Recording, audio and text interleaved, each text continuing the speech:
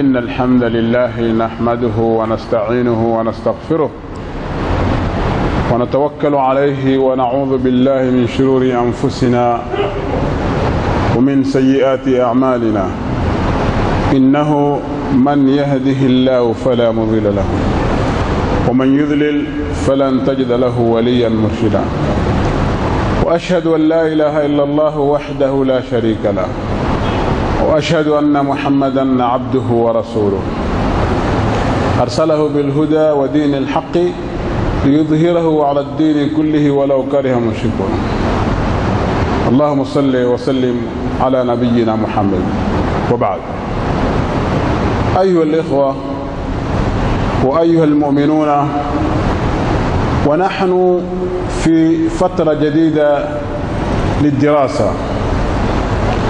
المدارس قد فتحت والجامعات قد فتحت وقد بدأت الدراسة، وقبل شهر كان أولادنا في عطلة، لكن يؤسفني كثيرا عندما أرى في هذه الأيام في صباح الآباء والأمهات كيف يخرجون من بيوتهم بالسيارات وبعضهم ماشيا يأخذون أولادهم إلى المدارس الحكومية. وبالعكس تماما ترى بأن في أيام الإجازة التي كانت هي الإجازة الوحيدة التي يجد هذا الطالب المسلم أن يحضر المدارس الإسلامية، فلا ترى هذا المظهر عند المسلمين، وهذا أمر عظيم وأمر مؤسف. أنا أخرج في صباح في مومباسا وأنظر إلى السيارات التي تأخذ الأبناء والبنات الآباء والأمهات مباشرة بعد صلاة الفجر. الأب كان لا يوقظ أولاده للصلاة في أيام الإجازة، كأن إجازة المدرسة هذه الحكومية هي إجازة للصلاة كذلك. أما اليوم فلا يحضرون المساجد للصلاة، إنما يحضرون في بعض الأحيان لأنهم يذهبون للمدارس الحكومية. إذن موضوعي اليوم أريد أتكلم عن أقسام العلم في الإسلام. الأقسام الصحيحة التي قسمه الله سبحانه وتعالى غير الأقسام التي نحن تعودناها عند الغربيين، مختلفة تماما. Ndugu zangu Waislamu, ni maudhui marefu, lakini wakati huruhusu nitajaribu kuzungumza yale nitakweza kuzungumza. Maana tumezoea sisi wakati ukifika ukichelewa, basi wale maamumu wanatamani kushika kanzo kukalisha chini, mambo yamalizike, waswali watoke ende zao. Yani they don't have time for khutbah. Lakini ma yatayassaru li nitazungumza biidhnillah. Khutba yangu leo nataka kuzungumzia kuhusu ilmu. Na sizungumzii kuhusu ilmu vile tulivyozoea sisi, vigawanyo vya ilmu kwa mtazamo wa kisiku hizi na mtazamo wa kikwetu sisi Waislamu ambao tujidai tumeendelea.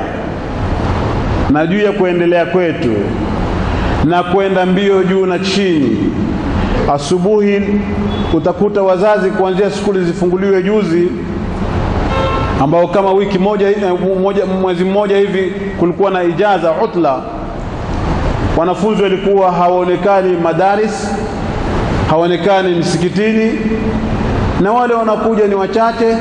Hivi leo ukitoka asubuhi, na mimi nataka uangalie wewe mzazi Muislamu au wewe Muislamu, magari yanaingia barabarani na wasichana wetu na watoto wetu, baba anakwenda kupeleka watu wake shule.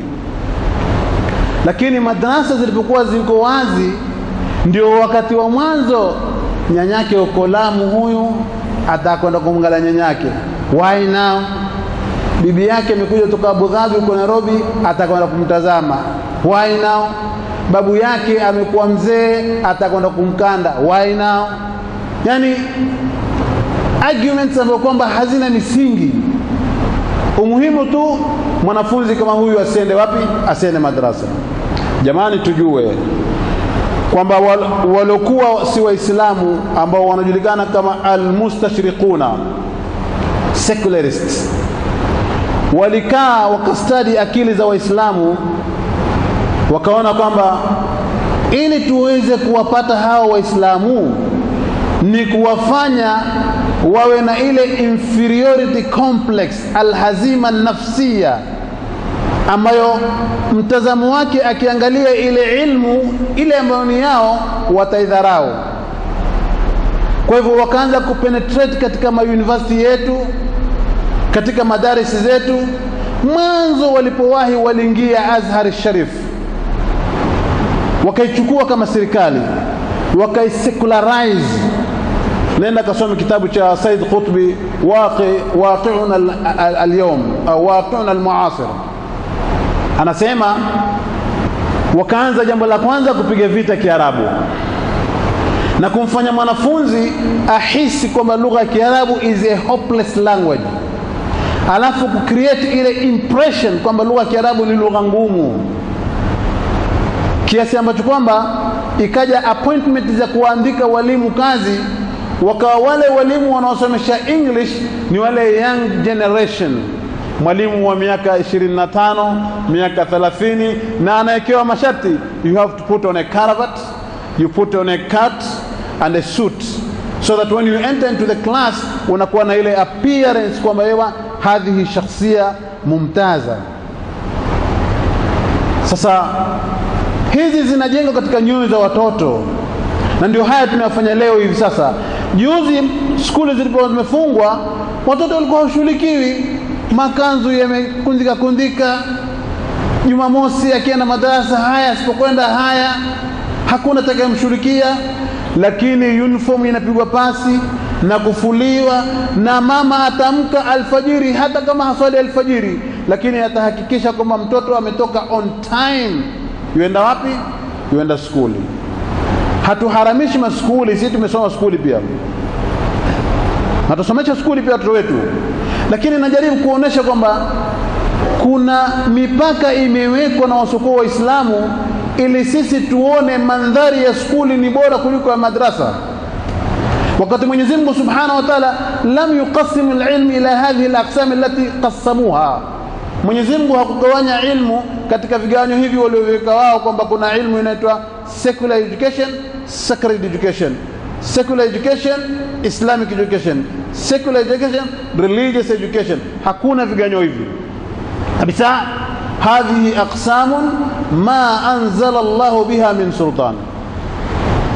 Ilmu yote asili yake na Mwenyezi Mungu Subhanahu wa Ta'ala, ndiye the source of all knowledge. Hata iwe ni elimu gani, ikiwa unazungumza kuhusu embryology, ikiwa unazungumza kuhusu chemistry, ikiwa unazungumza kuhusu biology, ikiwa unazungumza kuhusu engineering, ikiwa unazungumza kuhusu any type of knowledge ambazo leo zinaitwa secular education, ziko ndani ya Qur'an. Mathematics, history, zote ziko ndani ya Qur'an. Lakini kwa sababu walikuwa wameisoma Qur'ani na wakajua kwamba if these people are going to be attached to the Quran, we will never be able to lead them, hataweza kuwaongoza sisi, hataweza kuwafanya watumwa sisi, hataweza kuwatawala, wacha tuzigawanye bana. Masomo haya ni secular. Nataka uende uangalie katika dictionary lako maana ya secular ni nini, na wale warembo wa ku Google, maana Google ni doctor, ni shekhe, ni alim, ni mwenye kutoa fatawa. Wewe nenda ka Google, what is the meaning of secular? Secular maana yake ni kitu ambacho kwamba hakina ufungamano na Mwenyezi Mungu au na dini, ndio maana secular. Unaponiambia mimi geography ni secular education, siwezi kuamini hivyo, na hufai wewe Muislamu kuamini hivyo. Unapoambiwa kwamba mathematics ni secular education, kwamba ni ilmu haina uhusiano na Mwenyezi Mungu, si kweli. Nendeni mkasome suratul Nisa, Mwenyezi Mungu Subhanahu wa Ta'ala anazungumza kuhusu mathematics, tena fraction ile, half, quarter, one third. Yusikumullahu fi auladikum lidhakari mithlu hadhi al-unthayn. Mwenyezi Mungu anazungumza kuhusu mirathi ya Muislamu akiwa mwanamume, lidhakari mithlu hadhi al-unthayn, fa in kunna nisaa fawqa ithnatayn falahunna thulutha ma taraka wa in kanat wahida falaha nisfu wa li abawayhi likulli wahidin minhuma sudus.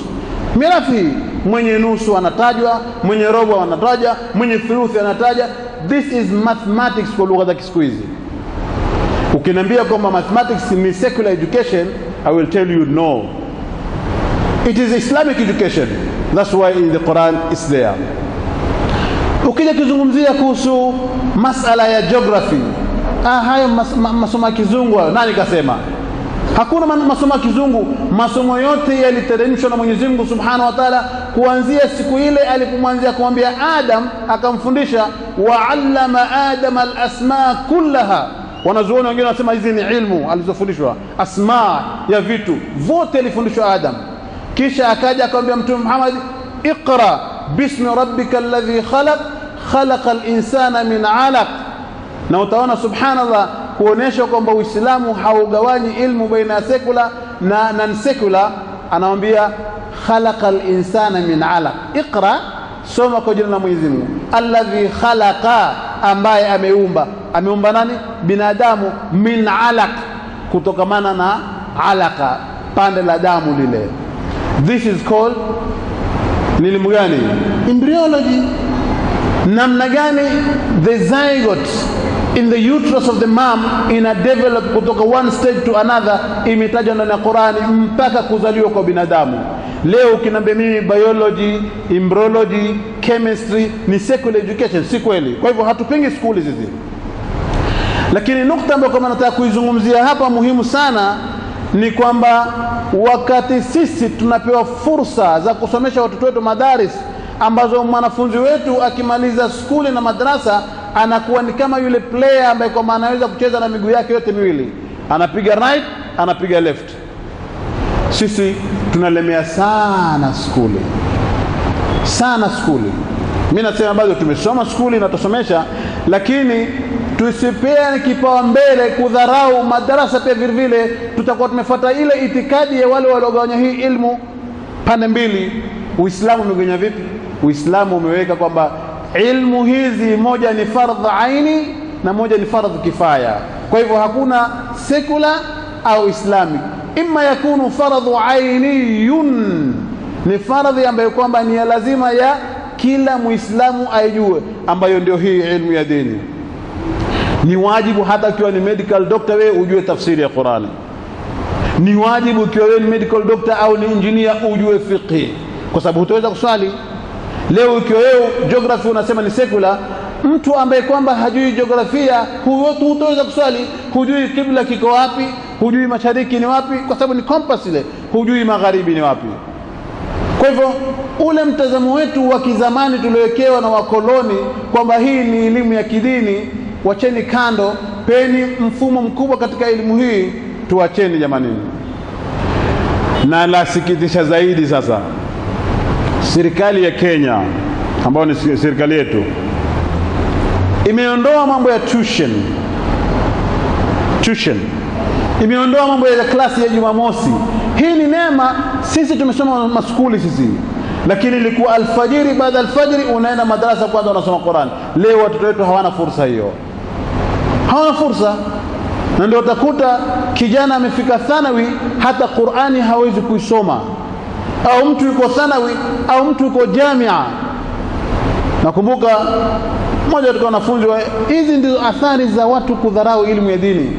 Katika interview na muinterview mwalimu ambaye yeye anafanya masters in Islamic studies, I don't want to mention the institution, lakini hapo mifano how our young generation imeporomoka kidini. Na muuliza swali, ustadh wewe unafanya nini masters in Islamic studies? Haya, niambie, maji ya kulateni kutumia vipimo vya siku hizi ni kiasi gani? Kwanza ni kipimo gani utatumia kupima maji kulateni? Nikamtrick mimi, nikamwambia ni kilomita, ni sentimita au ni miles. Kuna kitu. Ujue anafanya masters in Islamic studies, hakuna kichwa. Hajui maji yanapimwa kwa kitu gani. Akaniambia kilomita. Kilomita ngapi? Kama 3 hivi. A funny question, a funny answer. I never expected from such a sheikh. anafanya masters, tena anajifakhiri kwamba anaandika masters yake hivi sasa, hajui kipimo cha kupimia maji kulateni, na kulateni ni afike kipimo gani leo. Ni nini? Kudharau ilmu ya madrasa.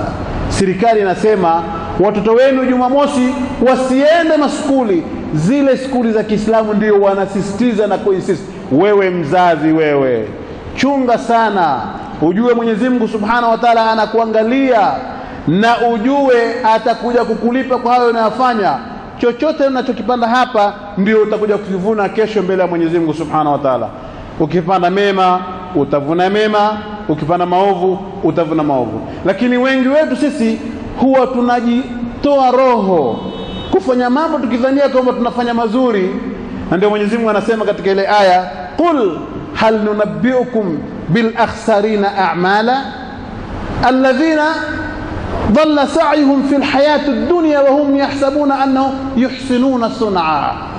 Mwenyezi Mungu anamwambia Mtume, qul hal je, tukujulishe wewe watu ambao kwamba watakuwa na hopeless end of their life during that day, watu ambao kwamba wanatomoka leo kununua magari kwa ajili ya kupeleka watu wao shule, kuwalazimisha watu wao Jumamosi kwenda shule, kuwalazimisha watu wao kwenda tuition.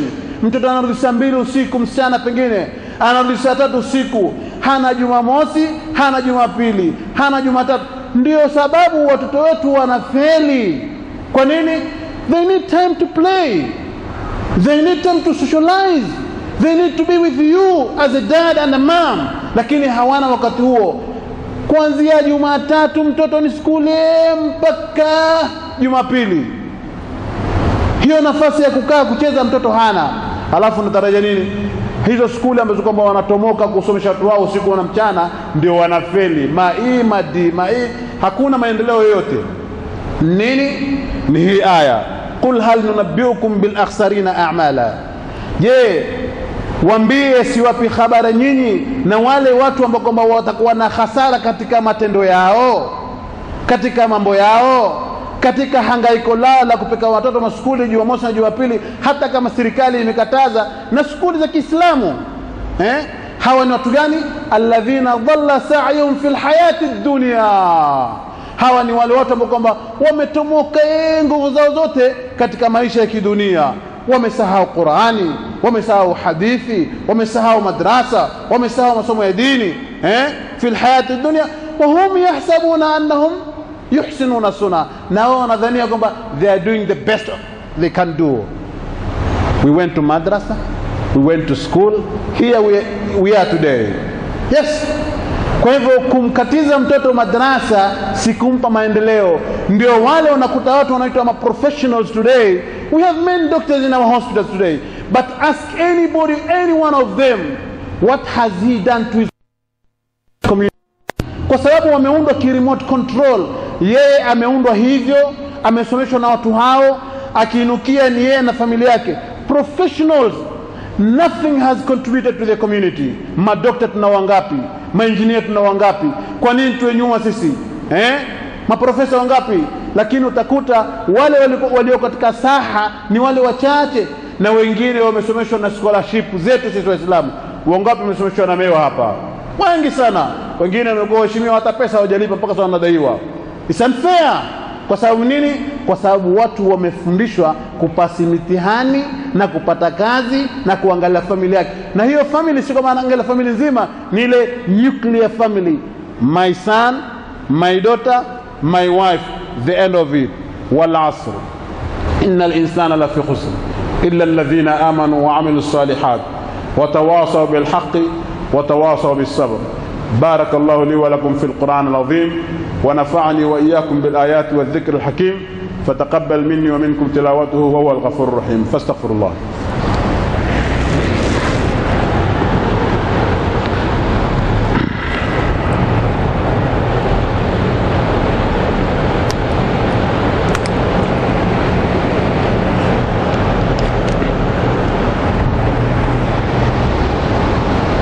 الحمد لله الذي هدانا لهذا وما كنا لنهتدي لولا أن هدانا الله. Kumalizia, nataka kusema kitu hichi ambacho nilikuwa nahitaji nikiseme mwanzo, lakini nakisema na nataka Ijumaa ijayo upractice na uanze tangu sasa hapa leo, next Ijumaa ufanye au usifanye hilo jambo. Mtume sallallahu alaihi wasallam, na hizi ni katika mafundisho ya Uislamu, kila kitu kina mafundisho yake na kila kitu kina protocol zake. Ukienda kotini kuna protocol zake, ukienda county assembly kuna protocol zake, ukienda kuoa kuna protocol zake, ukienda popote pale kuna protocols, na misikitini pia kuna protocols zake na kuna heshima zake. Tangu kuingia msikitini kuna dua yake, ni protocol. Okay, unaingia mguu gani, ni protocol, na unakaa vipi, ni protocol. Sitakuzungumza zote, nitakuzungumza katika protocol za kukaa katika msikiti siku ya Juma, khatibu anahutubia. Haifai, Mtume amekataza Muislamu kukaa wakati wa Juma akashikilia miguu yake namna hii kabisa, amekataza Mtume sallallahu alaihi wasallam. Kwa hivyo ikiwa unafanya tabia hii, ibadilishe sasa hivi, na kama unaendelea kuifanya uache, kwa sababu utakuja kukosa fadhila za nini? Kama vile ambavyo kwamba ukienda kotini unazima mobile yako, na ukiingia ndani ya assembly lazima ufanye hivi, au ukitoka ufanye hivi kotini, usipofanya utashikwa na askari. Hapa hakuna askari kukushika, lakini kuna malaika wanakuangalia. Haifai mtu kukaa kushikilia miguu yake namna hii wakati khatibu akihutubu. Kuna wengine wamebadilisha, kuna wengine bado wamekaa hivyo hivyo, na bado anasema tena. Na haya ndio mafundisho ya na malengo ya khutba, kuelezea yale makosa yanayofanyika. Namba 2, wakati unapoingia msikitini siku ya Juma, hakikisha umekava hizi nafasi za mbele to avoid wale watu kuruka vichwa. Mtume ameshamkalisha mtu ambaye aliingia akaanza kuruka watu vichwa. Sometimes hawezi kuwa na makosa kwa sababu kuna gaps huko zimejaa, na yeye asimame kule juani. Kwa hivyo tuhakikisheni kwamba wale walioko mbele wamekava hizi nafasi, ili kuruhusu wale ambao kwamba wako nyuma wapate kuingia, na wasiruhusu wale watu wa kuruka watu nini, vishogo na vichwa, kwa sababu haifai. Mtume sallallahu Mwenyezi Mungu subhanahu wa ta'ala, malaikatahu yusalluna ala nabi ya ayyuhalladhina amanu sallu alayhi wa sallimu taslima. Allahumma salli wa sallim ala nabiyyina Muhammad wa ala alihi wa ashabi ajma'in. ورضي أصحاب رسول الله أبو بكر وعمر وعثمان وعلي وجميع أصحاب رسول الله رضوان الله تعالى عليهم جميعا. اللهم أعز الإسلام والمسلمين وأذل الشرك والمشركين ودمر أعداءك أعداء الدين يا رب العالمين. اللهم اغفر لأموات المسلمين الذين ماتوا على وحدانيتك يا رب العالمين. اللهم اغفر لهم وارحمهم وأسكنهم في الجنة. اللهم وسع مدخلهم. اللهم اغفر لهم ذنوبهم. اللهم اجعل قبورهم روضا من رياض الجنة، ولا تجعل قبورهم حفر من حفر النار. اللهم إن كانوا محسنين فزد في إحسانهم، وإن كانوا مسيئين فتجاوز عن سيئاتهم برحمتك يا أرحم الراحمين. أقول قولي هذا وأستغفر الله وأقيم الصلاة.